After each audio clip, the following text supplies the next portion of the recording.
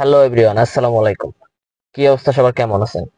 আর আজকে আমি আপনাদের সাথে আলোচনা করবো একটা টয়োটা সিএইচআর 2021-22 মডেলের এই গাড়ির টিভিডি প্লেয়ার ল্যাঙ্গুয়েজটা আপনারা জাপানিজ থেকে ইংলিশে কিভাবে কনভার্ট করবেন, এই সিস্টেমটা আপনাদেরকে দেখাবো।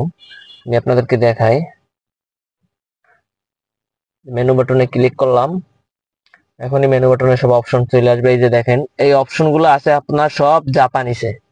সব অপশনগুলো আছে কিন্তু জাপানিসে এখন বর্তমানে। যে দেখায়, এই যে দেখেন সিটিং এর অপশন গুলো কিন্তু সব জাপানিসে আছে। এখন এইটাকে আমি ইংলিশ করে আপনাদেরকে দেখাই। দেখেন সব কিন্তু জাপানিসে এখন পর্যন্ত। আপনার এই যে সিটিং আসার পরে 2 নম্বর, এটা হলো ইংলিশ। এই যে ইংলিশ, এই যে ওকে। দেখেন এখন কিন্তু আপনার পুরো সিটিংটা এখন কিন্তু এই যে দেখেন ইংলিশে চলে আসছে পুরো সিটিংটা।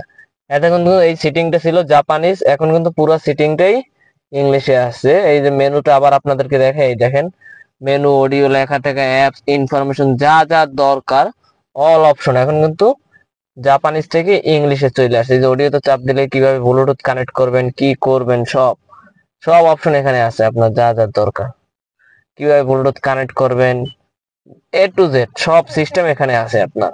আবার এই মেনু থেকেও আপনি ব্লুটুথে যাইতে পারবেন। মেনু সিটিং থেকে এই যে সেটআপে যে এই জায়গায় ব্লুটুথ আছে, এই যে Bluetooth register, add device, all option আছে এখানে, অল অপশন। সো এইভাবে আপনারা ল্যাঙ্গুয়েজটা জাপানিজ থেকে ইংলিশ করতে পারবেন। এবং এই প্লেয়ার গুলো আপনারা চাইলে অ্যান্ড্রয়েডও কনভার্ট করতে পারেন একটা অ্যান্ড্রয়েড ডিভাইস দিয়া।